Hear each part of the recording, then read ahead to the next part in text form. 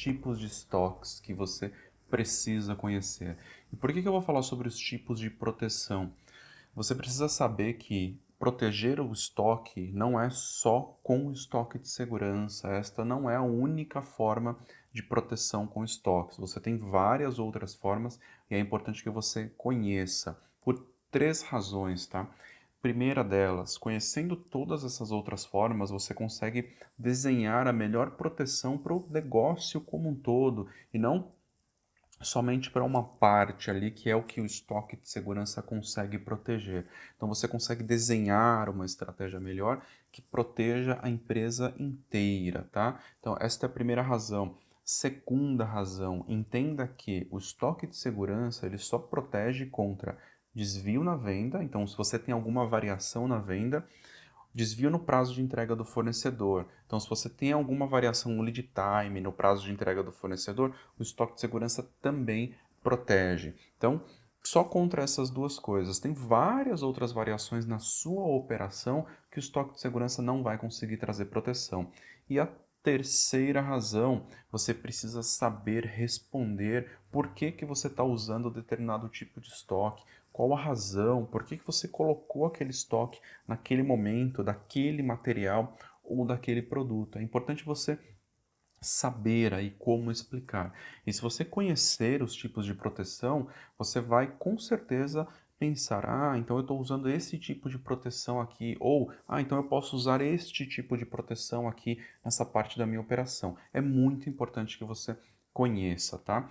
E antes de entrar nos tipos de proteção, eu vou falar sobre uma outra coisa que é importantíssimo que você conheça. Ela parece simples, mas você vai entender que não é tão simples. Eu falo sobre esse outro tema e já entro nos tipos de proteção com estoques.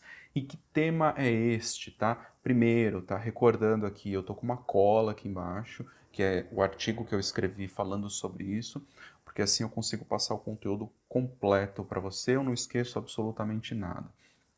Então vamos lá. Quando a gente entra no tema estoques, tá? Tem alguns pontos que são naturalmente lembrados.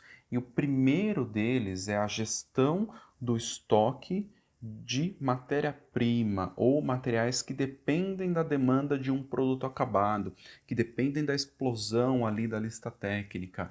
Quando você tem experiência com planejamento de estoques, você com certeza, quando ouvir falar sobre estoques, vai lembrar desse ponto, tá?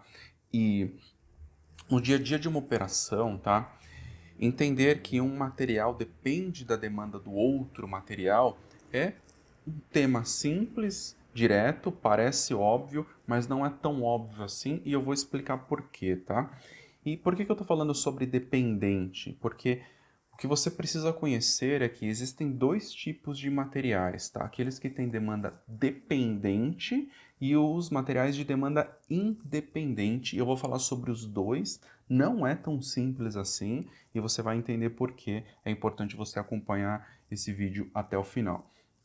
Então, material com demanda dependente é aquele material que de alguma forma ele depende, o próprio nome já diz, depende da demanda de outro material. Então, toda matéria-prima, toda embalagem, todo insumo utilizado na produção, todo material intermediário também, ele tem esse comportamento, tá? Com demanda dependente, porque você precisa planejar o produto acabado para gerar a demanda do material.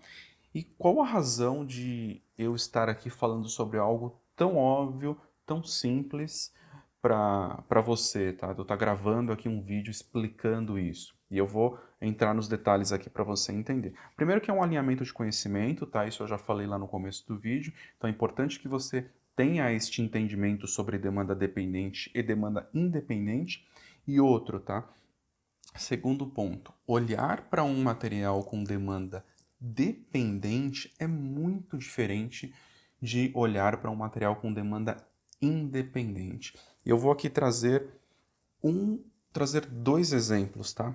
Primeiro, quando você tem proteção com estoque de segurança no produto acabado, tá? E você está olhando uma matéria-prima que depende da demanda do produto acabado, você não precisa de proteção no estoque desta matéria-prima. Por que eu não preciso de proteção? Porque você já tem a proteção no produto acabado. Então é importante quando você estiver olhando a matéria-prima ou a embalagem, é importante que você entenda o que está acontecendo com o produto acabado. Eu tenho proteção com estoque de segurança, eu estou trabalhando com 90 dias de estoque, por exemplo. Se eu tenho 90 dias de estoque no produto acabado, por que eu vou proteger a matéria-prima também? Não precisa, tá? Estratégia de lote do produto acabado, tem várias coisas que você precisa avaliar quando você tem demanda dependente. Esta é uma delas. Outro exemplo, tá? Eu falei que eu ia trazer dois exemplos aqui. Outro exemplo, quando você tem demanda dependente também, tá?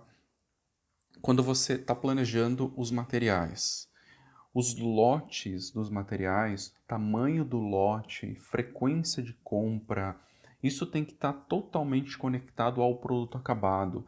O múltiplo da embalagem, do material também, do insumo que você está usando. Pensa num produto acabado feito sob encomenda, tá? Vou dar um exemplo aqui prático, tá? Produto acabado feito sob encomenda que consome 1 quilo de um material e o lote de compra desse material é de 25 quilos.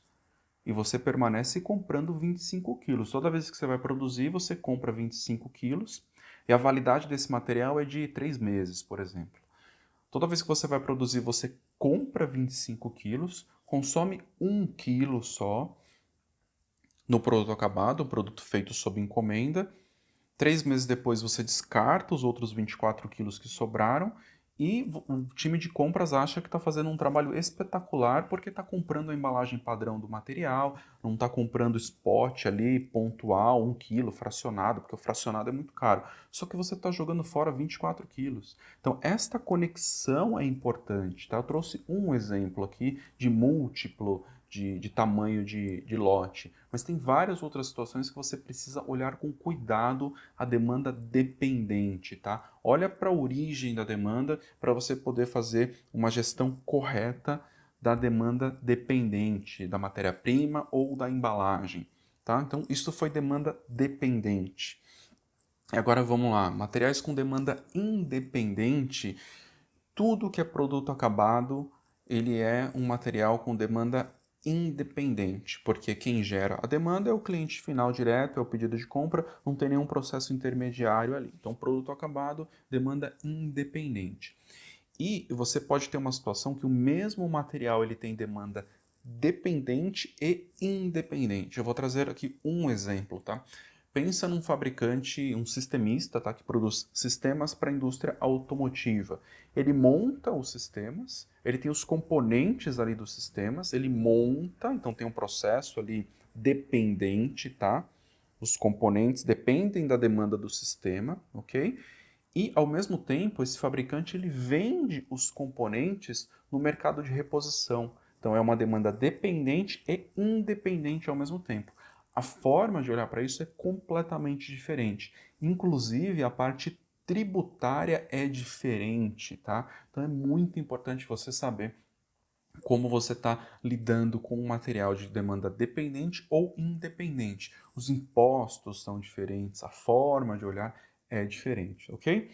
Então, dando continuidade, tá? A gente já alinhou aqui o conceito e a importância da demanda dependente e independente, e a gente vai dar continuidade aqui. A gente já sabe, tá?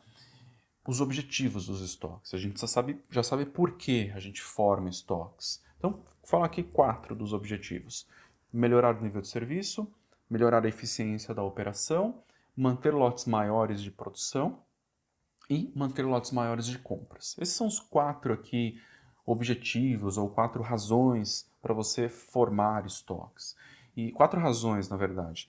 E todos os seus objetivos, as suas metas, têm que estar ligadas a estas 4 razões, tá? Isso a gente já falou em outro vídeo, a gente já escreveu em outro artigo, e se você quiser, tem os últimos vídeos aí, a gente está falando muito sobre esse tema, tá? E hoje a gente vai falar sobre uma outra forma de proteção que direciona para estes 4 objetivos que eu citei. Então vamos lá, lembrando os 4 objetivos. Melhorar o nível de serviço, melhorar a eficiência da operação, manter lotes maiores de produção e manter lotes maiores de compra. Então, esta outra forma de proteção também ajuda nestes objetivos, ok? Ah, e que forma é essa de proteção, tá? É a primeira delas. Estoque de desincronização. E lembrando, tá? Por que a gente está falando aqui nesse vídeo sobre esse tema? Porque o estoque de segurança não é a única forma de proteção. Só estou lembrando lá do começo do vídeo e a gente está falando sobre as outras formas de proteção. E quando eu falo proteção, é para entregar estes 4 objetivos que eu comentei, tá? Então vamos lá. Primeiro tipo aqui, diferente do estoque de segurança. Estoque de desincronização, buffer, pulmão, the Copeland Inventory, se você pesquisar em inglês você vai encontrar esse termo. Ah, mas o que é isso? Tá? Estoque de desincronização. O principal objetivo desse estoque é eliminar a dependência entre as partes da cadeia de suprimentos. E podem ser dependências internas ou dependências externas. Porque uma operação está exposta a muita variação. E se a operação ficar absorvendo essas variações, você vai ter uma operação ineficiente. Vou trazer aqui alguns exemplos, tá? Variação de demanda é a primeira delas. Você precisa de alguma forma proteger a sua operação contra a variação de demanda, senão ela vai ficar sofrendo o tempo todo. Variação no tempo de trânsito dos materiais, vale o mesmo pensamento. Variação na produção, interrupções nas linhas de produção, também vale o mesmo pensamento. É uma variação que a sua operação está exposta. Diferenças de inventário, também é outra variação. Problemas no fornecedor, outra variação. Todos estes pontos que eu citei, eles podem sofrer algum tipo de variação, tá? E a sua operação, ela não pode absorver essas variações o tempo todo. Você precisa de uma proteção. E qual o problema de você colocar só o estoque de segurança como proteção? O estoque de segurança, ele é nervoso, tá? A partir do momento que você bateu o estoque de segurança, ele vai gerar um gatilho de compra. E aí vai uma ordem de compra para o time de venda, de compras. E o tempo todo, dependendo do tamanho do seu lote de compra, você está batendo nesse gatilho do estoque de segurança e isso fica um processo nervoso. Você não tem nenhum amortecimento ali entre os processos, entre a geração da demanda, tá? E é importante que você tenha esse amortecimento, esse buffer. E deixa eu ver que parte que eu estava do vídeo, que eu me perdi aqui. Estoque de segurança, gatilho, sim, vamos lá. Vou trazer um exemplo aqui de processo produtivo, tá? Tem outros exemplos, mas eu vou trazer um de processo produtivo e aí depois eu entro em outro falando sobre outro tipo de dependência. Processo produtivo. Imagine que você tem o processo 1, 2 e 3, ok? Então o seu produto ali, ele precisa passar pelo processo 1, pelo processo 2 e pelo processo 3. Eles têm os mesmos tempos de produção, ok? Só para facilitar aqui o exemplo. Os processos têm o mesmo tempo de produção. E por algum motivo, o processo 2 é interrompido. Se você não tem um pulmão ali de abastecimento do processo número 3, o processo número 3 também vai ser interrompido. E pense o seguinte, se essa operação é um gargalo para a venda, ou seja, você não pode parar essa operação em hipótese alguma, por que você vai deixar a operação exposta a 3 variações? Na verdade, 4, né? Porque você tem a variação do processo número 3, que ele pode quebrar também, variação do processo número 2, variação do processo número 1 e a variação no abastecimento do material. Então, você precisa construir estas proteções. Ah, e como eu faço esse tipo de proteção? Vou voltar no exemplo que eu citei. Proteção entre o processo número 2 e o processo número 3. Você pode construir ali um pulmão, ali um estoque de produto intermediário entre os dois processos. Um estoque de 2 horas, um estoque de 3 horas, não sei exatamente qual o número de horas, vai depender da análise que você vai fazer, da frequência de interrupção, frequência de quebras do processo número 2. Então você tem um cálculo para fazer para poder construir esse estoque ali de desincronização. Ah, por que chama desincronização? Porque processo 1, 2 e 3, eles rodam sincronizados, né? Se o processo 2 quebrar, ele desincroniza e mantém o processo número 3 operando normalmente, tá? Este foi um exemplo. Vou pegar o mesmo aqui, o mesmo formato, e vou partir para um exemplo de materiais, tá? Processo 1, 2 e 3, ok? Processo número 1 é o primeiro, né, que começa transformando a matéria-prima. Se faltou matéria-prima para o processo número 1, vai valer a mesma coisa. Ele está sincronizado, né? Faltou, vai parar o processo 1, vai parar o processo 2, vai parar o processo 3. É automático, tá?